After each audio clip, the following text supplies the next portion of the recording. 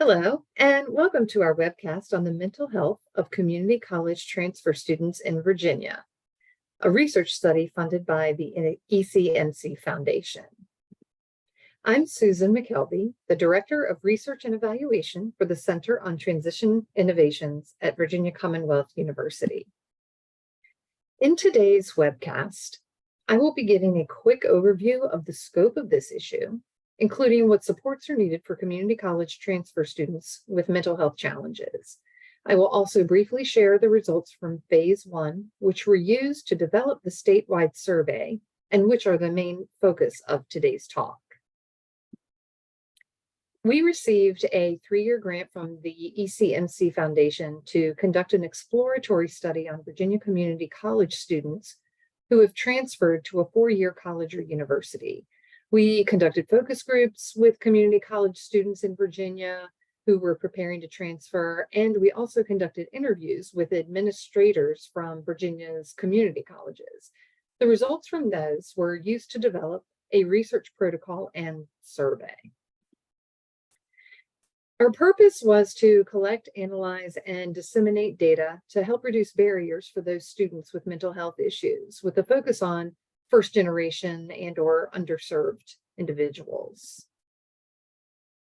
So what is the issue? In a 2016 study by Eisenberg and colleagues, results showed that 1 in 3 of college students meets the criteria for clinically significant mental health problems.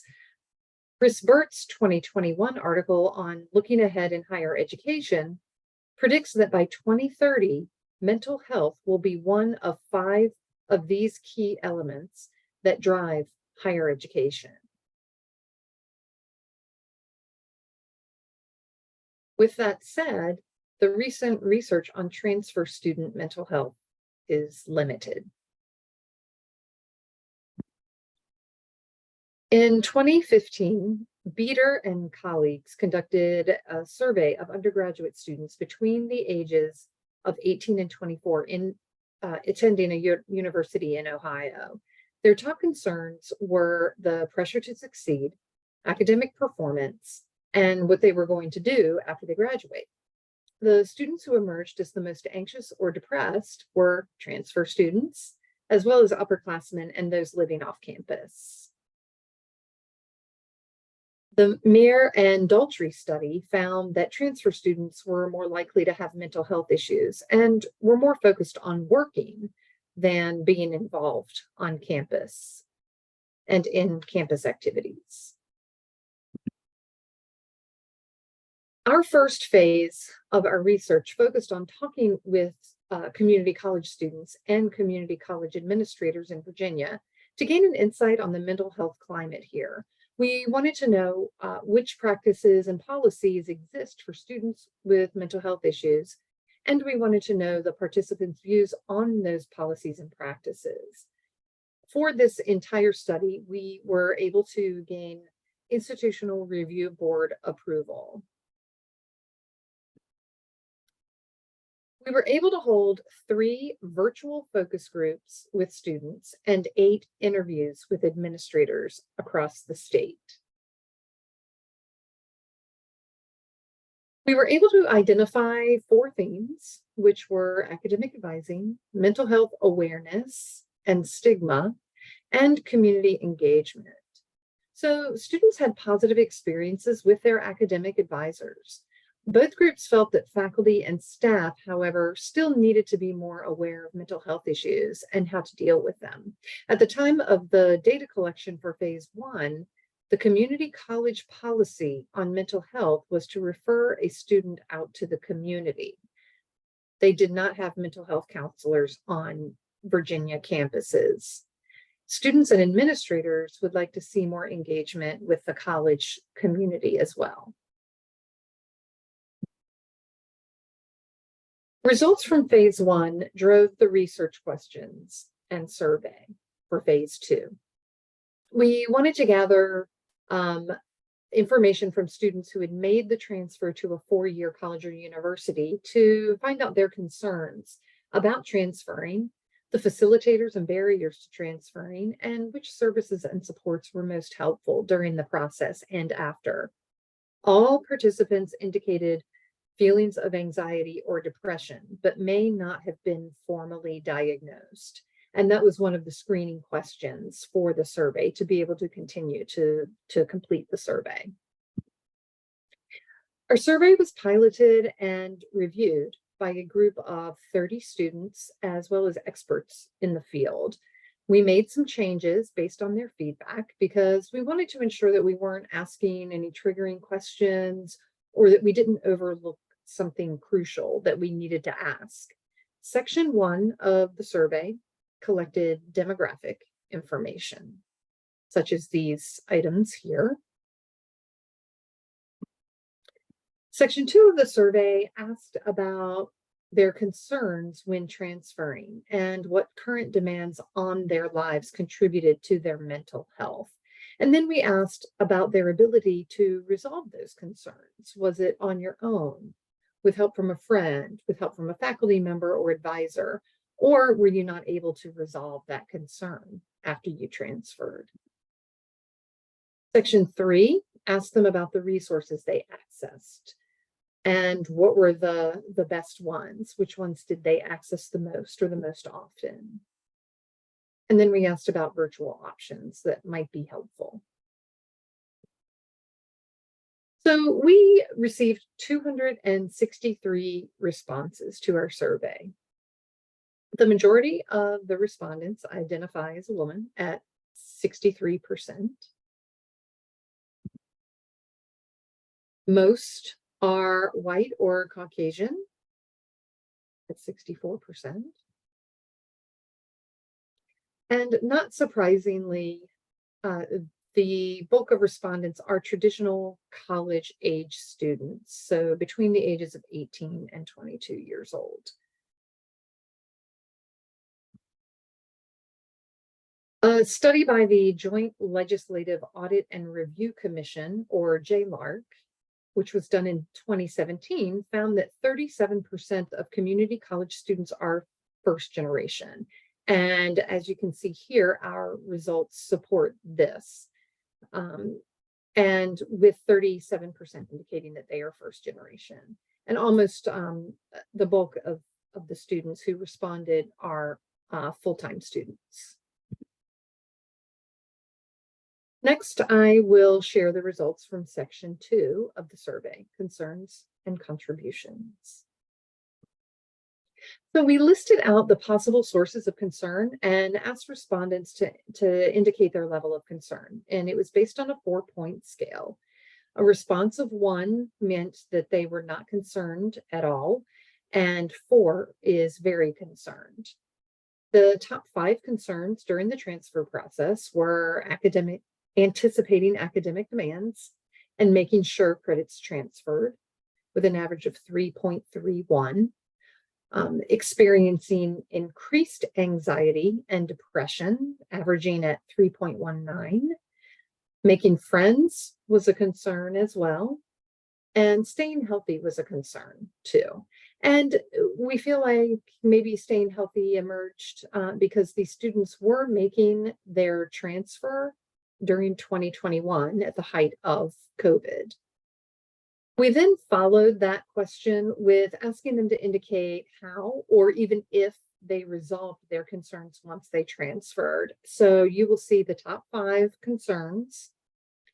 The majority were able to resolve those top 5 concerns on their own with help from a friend or through help from a faculty or staff member. The notable finding here is if you look at the experiencing increased anxiety and depression row, only 50% felt that they had resolved that concern. The other 50% said, I was not able to resolve that concern once I transferred.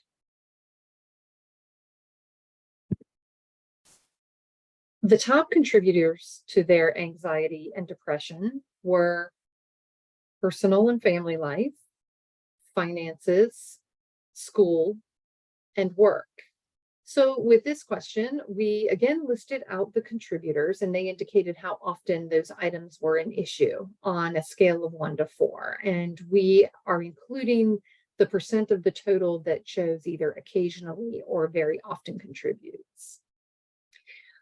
We did look at the differences between first generation and non-first generation students, but we did not find any statistically significant differences here. And the top contributors for both groups are the same. Going into the resources accessed. So respondents indicated that they accessed their academic advisor or a faculty member the most. They also accessed special interest groups, which we defined on the survey as something like sports or a hobby. Interestingly, however, 71% of our respondents indicated that they did not attempt to contact anyone on campus specifically for mental health resources. And then we had just one overall question asking about whether or not they felt their mental health needs were being met. 23% of respondents stated that they did not feel that their mental health needs were being met on their current 4-year college or university campus. So getting into the research questions for phase 2, we wanted to provide the answer. What are the concerns of Virginia Community College transfer students? So in both the survey and the focus group results, there was a need for access to academic advising resources at their institution. The top resource accessed was academic advising. And we also found during the focus groups and interviews in phase 1 that the academic advising culture differs across institutions in terms of caseload, meeting frequency, and program models. So for a transfer student, getting that timely access to their academic advisor is critical to their success. So ensuring that academic advisors are well-versed on campus resources related to mental health challenges can only strengthen the students' learning and career outcomes. The next question for phase 2 focuses on the facilitators and barriers to transferring. Transfer students with mental health concerns from both the survey and focus groups spoke about the stigma of seeking mental health services through campus, but also sometimes not following through with seeking that help. So recall that half of the students in the survey who were concerned with experiencing increased anxiety and depression were not able to resolve that concern. And of course, finances, how am I going to pay for this, was also a barrier. And finally, we wanted to see what was most helpful to these students. Academic advising is one of the most sought out supports on campus. This is also reflected in the literature. Academic advising plays a significant role in overall success for college students. What was also notable was the emphasis of special interest groups. In the focus groups in phase 1, students talked about specific special interest groups that positively attributed to their successful participation in college, such as accessing services and navigating the transfer process. Participants talked about specific programs like Nova Cares, collaborating with vocational rehabilitation counselors, and extracurricular activities on campus. While survey respondents did not have an open-ended format to submit specific resources by name, they did list special interest groups as their third highest response of resources accessed. So we have recommendations specific to funders and researchers, recommendations for policymakers, and recommendations for colleges and universities. So for funders and researchers, we suggest focusing funding on the needs of college students with mental health challenges, as well as expanding research to focus on transfer students. For policymakers, we would like to see JLARC conduct a study on college student mental health. In addition, funnel funding toward mental health services on community college campuses, as well as on four-year college and university campuses. And finally, for colleges and universities, we suggest training for all parties on increasing awareness and identification of these students. If mental health services aren't available directly on campus, consider contracting with a third party to provide those services. On our survey, students indicated that they are still engaging virtually, so we hope that will continue. Specialized services and outreach for mental health would also be beneficial. And finally, collecting data on the basic needs of students could help institutions know where to focus their energies and resources. By prioritizing mental health support, we can foster a nurturing and inclusive environment that helps students to thrive academically and emotionally. Investing in their mental health not only contributes to the overall well-being of students, but it can positively impact their prospects and the broader society. So I close with this quote by Sarah Brown.